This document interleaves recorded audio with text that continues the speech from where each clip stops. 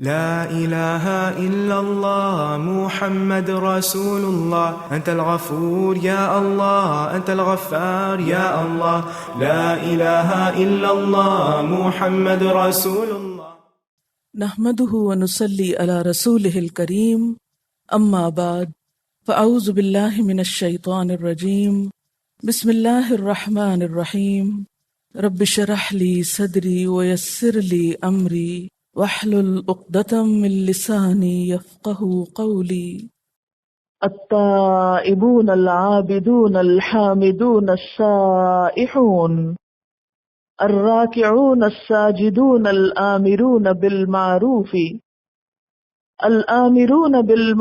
والناهون عن المنكر والحافظون لحدود الله وبشر المؤمنین.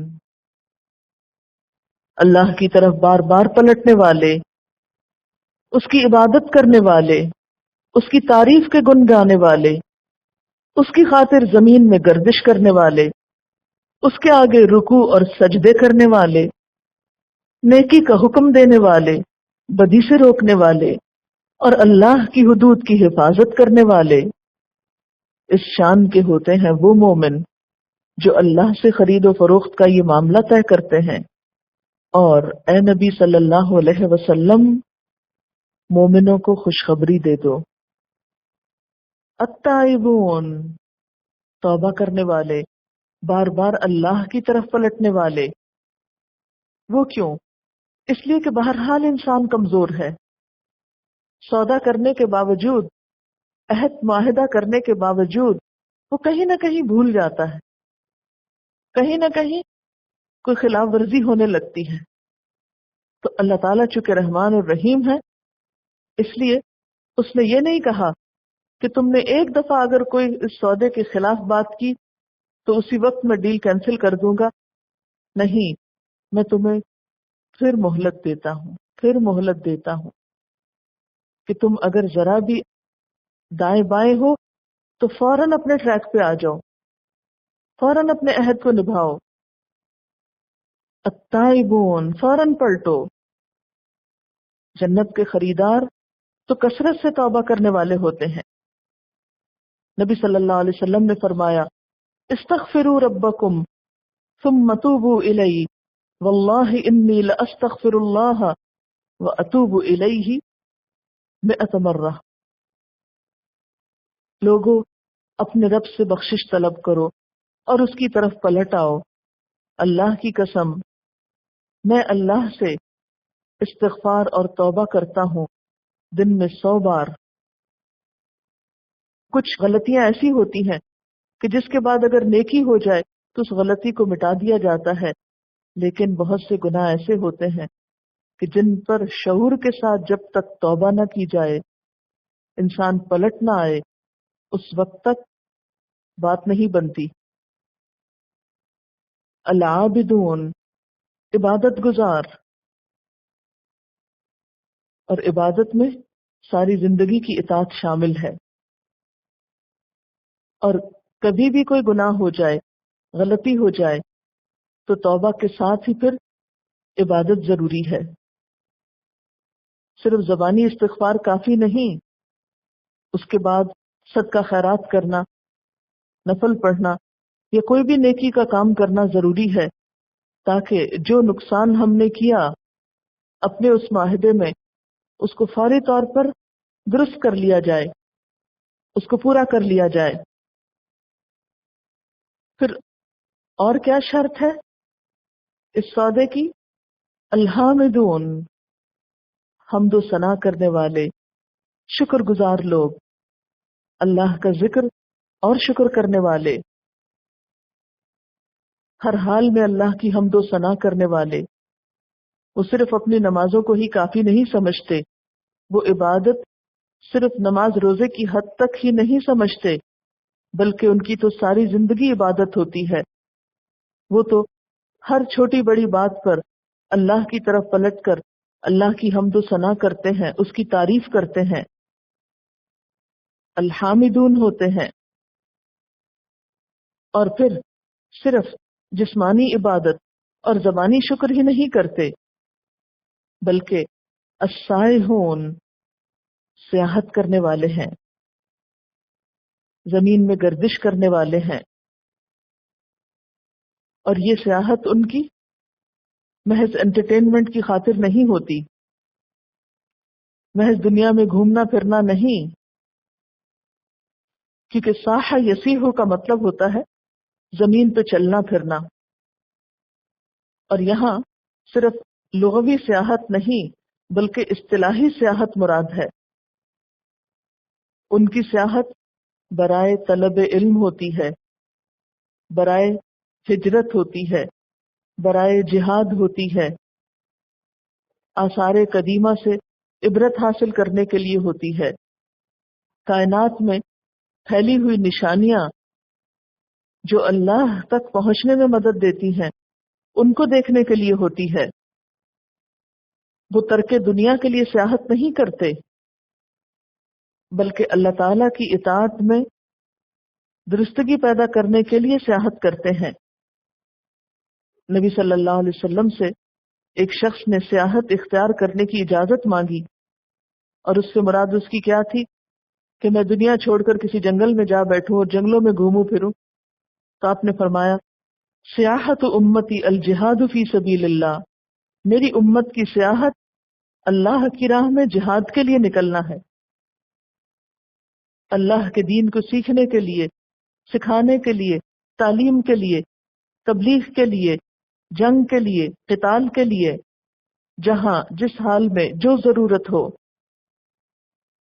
اور اس میں صرف مرد نہیں، سورۃ التحریم کی آیت نمبر 5 میں سائحات کا لفظ بھی آتا ہے، یعنی عورتوں کے لیے بھی یہ لفظ استعمال ہوا ہے۔ السائحون، وہ زمین سے جم کے ٹک کے بیٹھ جانے والے نہیں، وہ ہر دم متحرک لوگ ہیں، وہ بھاگ دوڑ کرنے والے ہیں، فی سبیل اللہ کوشش کرنے والے ہیں، وہ دنیا کو اپنا گھر نہیں سمجھتے کہ ایک ہی جگہ جم کر رہ جائیں۔ یہ جتنی بھی ٹرمز ہیں، خواہ طلب علم ہو، خواہ تبلیغ ہو، تعلیم ہو، جہاد ہو، قتال ہو، ہجرت ہو، یہ سب انسان سے کیا مانگتا ہے؟ حرکت، اور اسی حرکت میں برکت ہے۔ اللہ کے ساتھ سودا کرنے والے صرف چند کام کر کے مطمئن ہو کے بیٹھ نہیں جاتے، وہ ہر دم اور کی جستجو میں، بہتر سے بہتر کی جستجو میں آگے بڑھتے ہیں۔ الراکعون، رکوع کرنے والے، الساجدون، سجدے کرنے والے۔ پیچھے العابدون کی جہاں بات ہوئی تو اس سے مراد تھی تمام عبادتوں کے کرنے والے، لیکن ان تمام عبادتوں میں خاص طور پر نمازوں کی کثرت والے، اللہ کے آگے عاجزی کرنے والے، جھکنے والے، کیونکہ نماز کیا ہے؟ دن میں 5 دفعہ اپنی پیشانی زمین پہ رکھ کے انسان اپنی عاجزی کا اظہار کرتا ہے کہ میں کوئی چیز نہیں ہوں، میری عقل کچھ نہیں، میری حیثیت کچھ نہیں، میں تو اللہ کا ایک عاجز بندہ ہوں۔ اور جہاں تک سجدوں کی کثرت کا تعلق ہے تو اس کے بارے میں ایک حدیث آتی ہے، ان ابی فراس ربیعۃ بن کعب خادم رسول اللہ صلی اللہ علیہ وسلم، حضرت ابو فراس ربیعہ بن کعب سے روایت ہے جو نبی صلی اللہ علیہ وسلم کی خدمت کیا کرتے تھے۔ ومن اہل الصفۃ، یہ اہل صفہ میں سے تھے۔ قالا، کہتے ہیں، کنت ابیت مع رسول اللہ صلی اللہ علیہ وسلم، میں رات حضور صلی اللہ علیہ وسلم کے قریب گزارا کرتا تھا۔ فآتیہ بوضوئہ وحاجتہ، تو میں آپ کے پاس آپ کے وضو کا پانی وغیرہ لے کر آتا، آپ کی ضرورت کا پانی لے کر آتا۔ تو اسی طرح ایک دن جب میں آپ کے پاس آپ کی ضرورت کے لیے پانی لے کر آیا، فقالا، تو آپ نے فرمایا، سلنی، مجھ سے کچھ مانگو۔ فقلت، تو میں نے کہا، اسألک مرافقتک فی الجنہ، میں جنت میں آپ کے ساتھ رہنا چاہتا ہوں۔ فقال او غیر ذلک، تو آپ صلی اللہ علیہ وسلم نے فرمایا، کیا اس کے علاوہ کچھ اور بھی تمہاری تمنا ہے، کچھ اور مانگو؟ قال هو ذاک، کہنے لگا، میری تو بس یہی تمنا ہے، میں تو جنت کا سوداگر تھا نا۔ ہماری طرح تھوڑی تھا کہ آپ فلاں جاگیر میرے نام لگوا دیجئے، ہر چیز تو آپ کے ہاتھ میں، جو حکم دیں گے مل جائے گا مجھ کو. اور صرف جنت بھی نہیں مانگی، صرف جنت کا سودا بھی نہیں، اسألک مرافقتک فی الجنہ، جنت میں بھی آپ کے ساتھ رہنا چاہتا ہوں جیسے یہاں رہ رہا ہوں. تو اس پر آپ صلی اللہ علیہ وسلم نے یہ نہیں کہا کہ ہاں ٹھیک ہے تم میری خدمت کرتے ہو، میرا پلو پکڑا ہوا ہے تم نے، تو میرے ساتھ ہی جنت میں جاؤ گے. آپ نے فرمایا فَأَعِنِّي عَلَى نَفْسِكَ بِكَثْرَةِ السُّجُودِ، تو پھر میری مدد کرو اپنی ذات پر سجدوں کی کثرت سے. یعنی اگر میرے ساتھ جنت میں جانا چاہتے ہو تو پھر سجدوں کی کثرت کرنی ہوگی.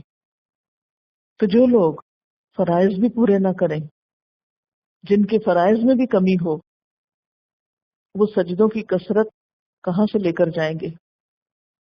جو فرض نماز تک میں کوتاہی کرتے ہوں، پھر وہ باقی سب کچھ کہاں سے کریں گے؟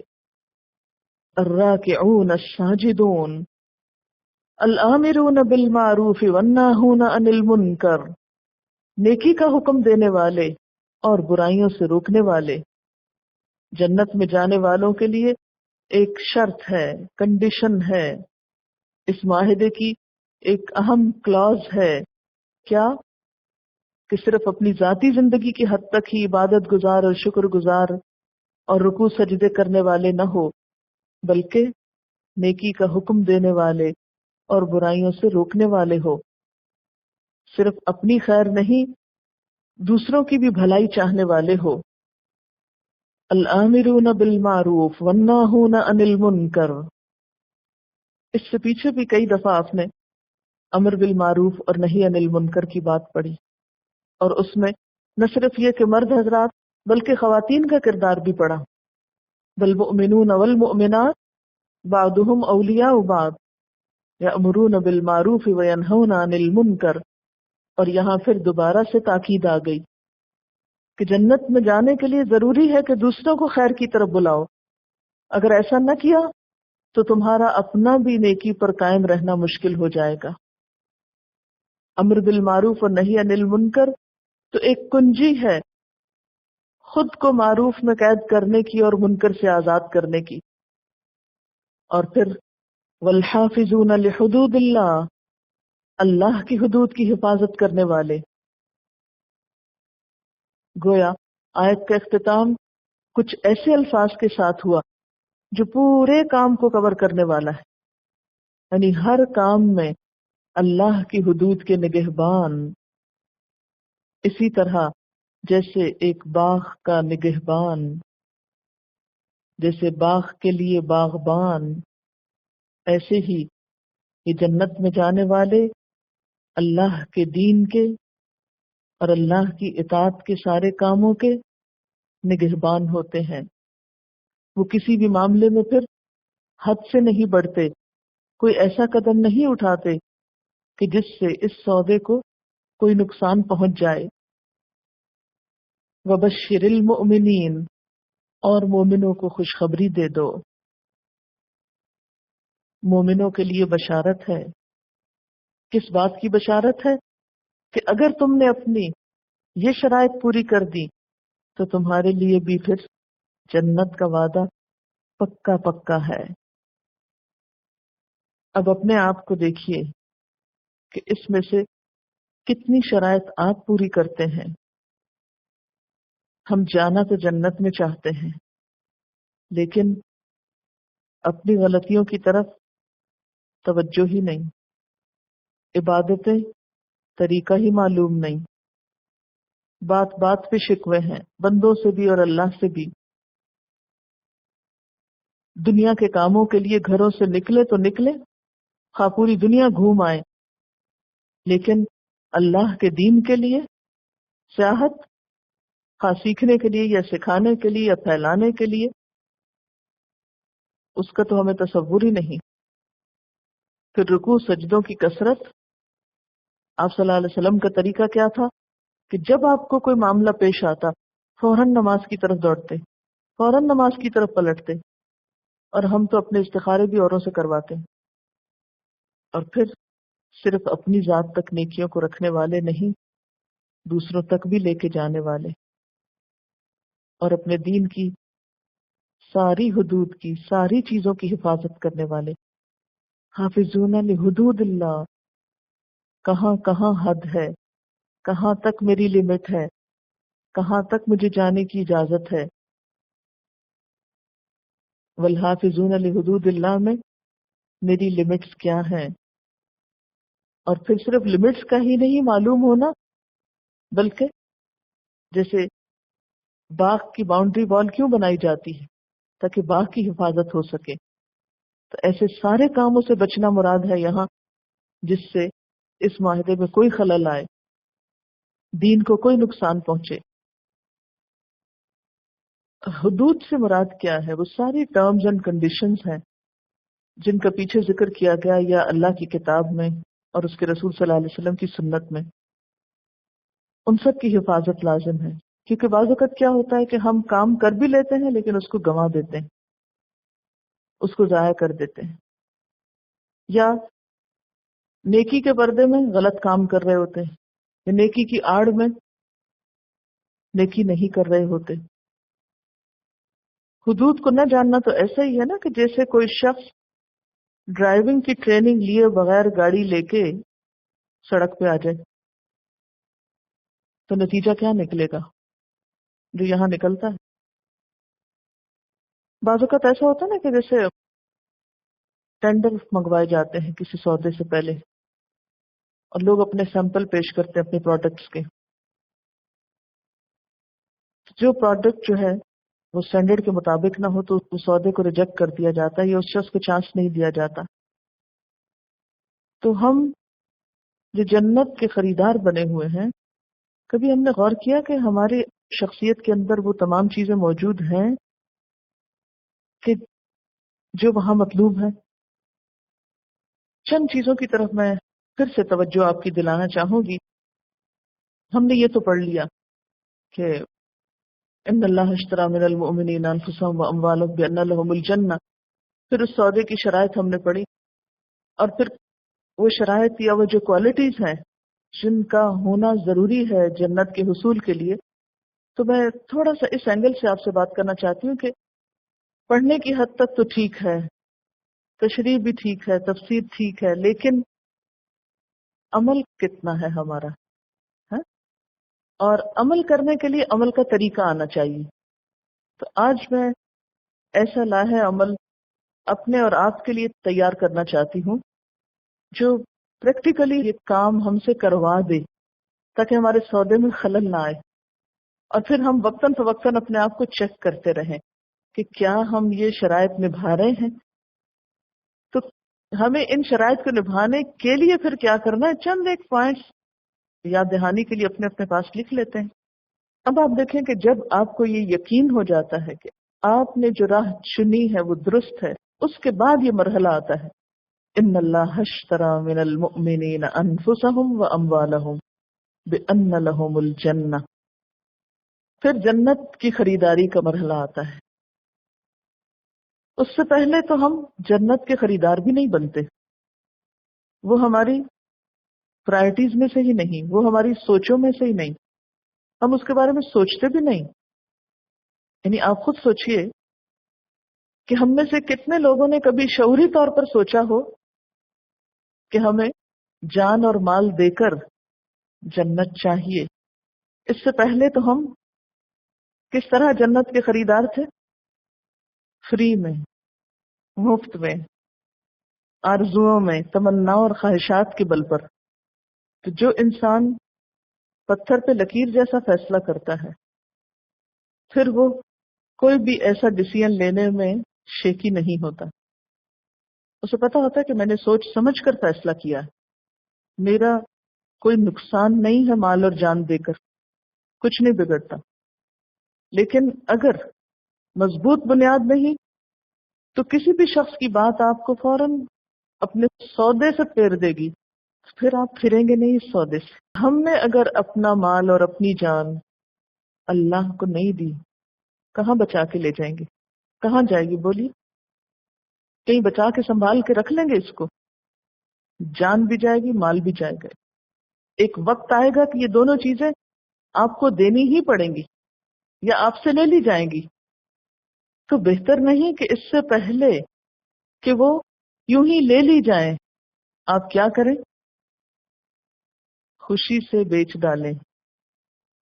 آج جس کوشش کو ہم چھوٹا سمجھتے ہیں، آج جس کام کو ہم حقیر سمجھتے ہیں، اور یہ سوچ کے کون اتنا انتظار کرے کہ 10 سال بعد یہ چیز ہمارے سامنے نفع کی شکل میں آئے، تو ہم اس پہ کوئی سٹیپ نہیں لیتے۔ لیکن ایک وقت آتا ہے کہ پھر حسرت و یاس کے سوا کچھ نہیں ہوتا۔ اس وقت انسان پچھتاتا ہے، کاش وہ وقت لوٹ آئے اور میں اپنا ڈیسیژن بدل لوں۔ بعض اوقات ایسا بھی ہوتا ہے کہ مثلاً آپ کے پاس کوئی گولڈ کی چیز ہے، آپ سوچتے ہیں میں اس کو بیچ کے فلاں کام کر لوں، فلاں جگہ انویسٹ کر دوں، یا کوئی بھی چیز اس سے لے لوں، اور آپ اس میں سستی کر جاتے ہیں۔ اب میں سستی کے حوالے سے تھوڑی سی بات کروں گی۔ اب محض اس میں سستی کر جاتے ہیں، اچھا آج نہیں، کل نہیں، پرسوں، ہوتا کیا ہے؟ اچانک وہ چیز کھو جاتی، وہ زیور کہیں پہن کے گئے، آپ گر گیا، اس وقت دل کا کیا حال ہوتا ہے؟ آج اگر ہم سستی کرتے ہیں اور وہ شرائط پوری نہیں کرتے اس سودے کی جو اللہ تعالیٰ ہم سے جنت کا کرنا چاہتے ہیں، تو یہ سستی کہیں بہت بڑی حسرتوں کا سبب نہ بن جائے۔ ایک اور بہترین خوبصورت بات اس سودے میں یہ ہے کہ جس سے ہم یہ سودا کر رہے ہیں اور جن چیزوں کے ساتھ کر رہے ہیں وہ ہیں بھی اسی کی، اور وہ ہمیں مہلت دے رہا ہے کہ میری دی ہوئی چیزوں کو دوبارہ مجھے دے کر اس سے بڑی چیز لے لو۔ تو ہم کہتے ہیں کہ نہیں، ہمیں یہی کافی۔ جب بھی کوئی بزنس کا نیا چانس ہوتا ہے تو آپ ہمیشہ دیکھتے ہیں پرکھ کر کہ کتنے فیصد نفع ہوگا، کتنا پروفٹ ملے گا، اور عموماً وہاں لگاتے ہیں جہاں زیادہ سے زیادہ نفع ہو۔ لیکن پھر بھی کچھ یقینی بات نہیں ہوتی۔ دنیا میں کسی بھی سودے پر کسی وقت بھی کچھ ہو سکتا ہے، اس کا فائدہ زیادہ بھی ہو سکتا ہے اور اس پر نقصان بھی ہو سکتا ہے۔ لیکن اللہ تعالیٰ کے ساتھ جب سودا کرتا ہے انسان تو پھر 100% منافع ہے، نقصان کا اندیشہ ہی نہیں۔ پھر آپ دیکھیں کہ دنیا میں جب ہم کسی اسکیم میں لگاتے ہیں تو ہمیں یہ ہوتا ہے کہ شاید اس سے بہتر کوئی اسکیم آ جائے۔ اللہ تعالیٰ کے ساتھ جب ہم یہ سودا کرتے ہیں تو اس سے بہتر اسکیم تو کوئی ہے ہی نہیں اس کے بعد۔ کتنی حیرت کی بات ہے نا کہ جب کسی انسان کے پاس انویسٹمنٹ کرتے ہیں، کسی انسان کو کچھ دیتے ہیں، تو اس پر پھر بھی اعتماد کر لیتے ہیں کہ نہیں ہمیں منافع مل جائے گا۔ لیکن اللہ کے ساتھ یہ سودا کرتے ہوئے ہمیں یقین نہیں ہوتا، کیونکہ اگر یقین ہوتا تو پیچھے نہ رہتے۔ دنیا میں اگر کہیں بھی آپ کو پتا چلے کہ فلاں جگہ اتنا حلال پروفٹ آپ کو ملنے والا ہے، اگر مثلاً 1 لاکھ دو گے تو 5,000 تم کو مہینے کا ملے گا، ہم میں سے کوئی پیچھے نہ رہے۔ لیکن آخرت جو کئی گنا زائد، اصل قیمت سے بھی بہت زائد منافع ملنے والا ہے، اس کے بارے میں ہم اللہ کی ذات پر بھروسہ ہی نہیں کرتے، یقین نہیں ہے ہم کو کہ اس کا وعدہ سچا ہے۔ حالانکہ اللہ تعالیٰ اس کے بعد کیا فرمائے؟ وَمَنْ أَوْفَىٰ بِعَهْدِهِ مِنَ اللَّهِ، اللہ سے بڑھ کے وعدہ بھی کس کا سچا ہوگا؟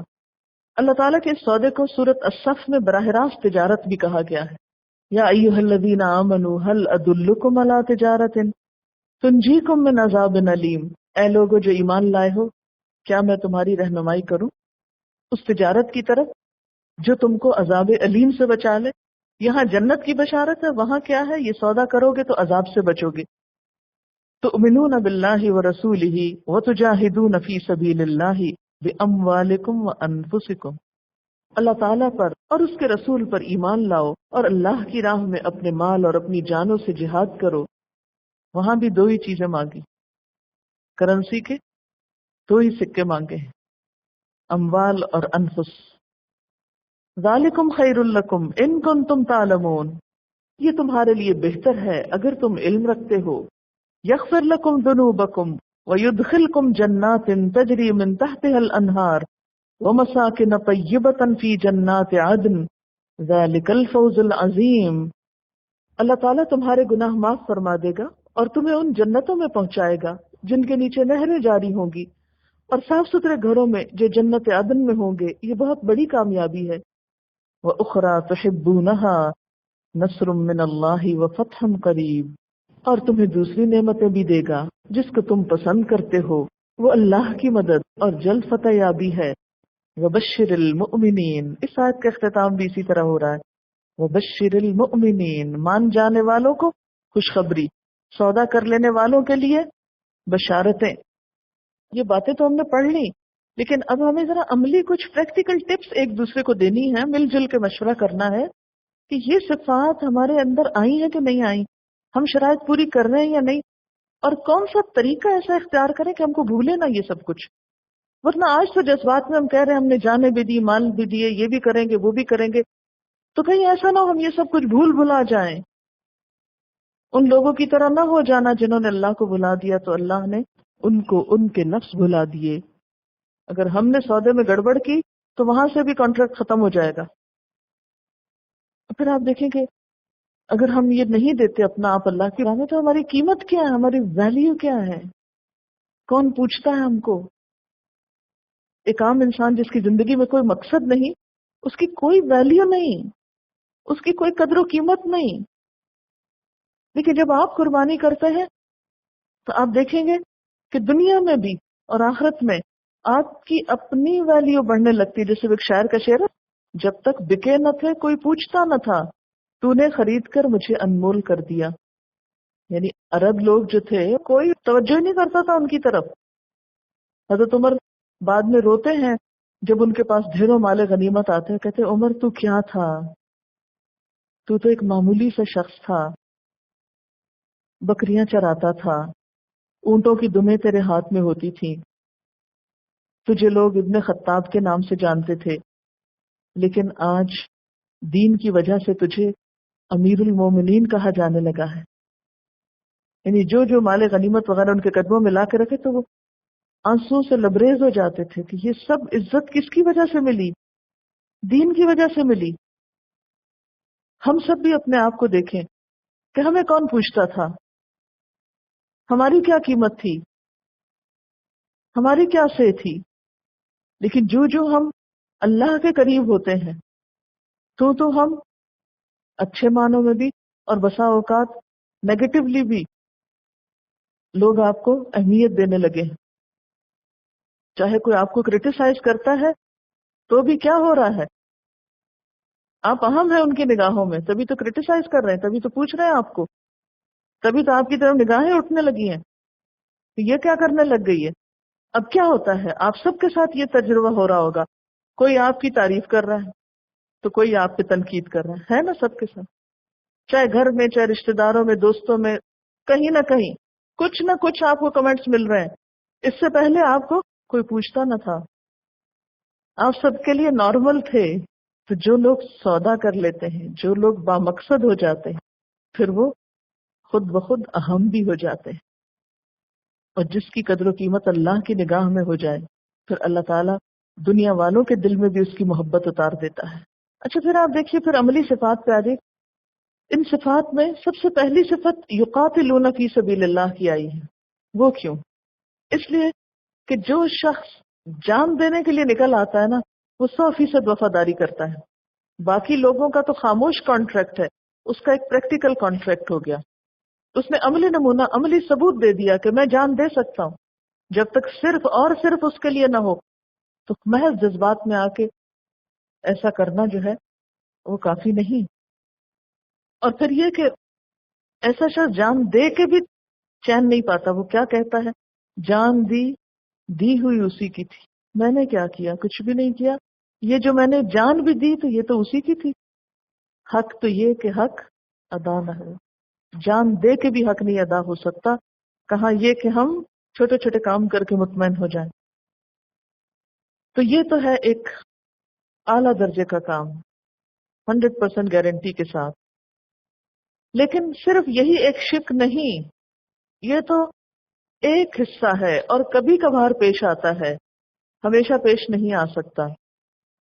لیکن جو کام ہم میں سے سب کر سکتے ہیں اور ہمیشہ کر سکتے ہیں ان کی لسٹ بنائیے. وآخر دعوانا ان الحمد للہ رب العالمین. سبحانک اللہم وبحمدک، اشہد ان لا الہ الا انت، استغفرک واتوب الیک. السلام علیکم ورحمۃ اللہ وبرکاتہ.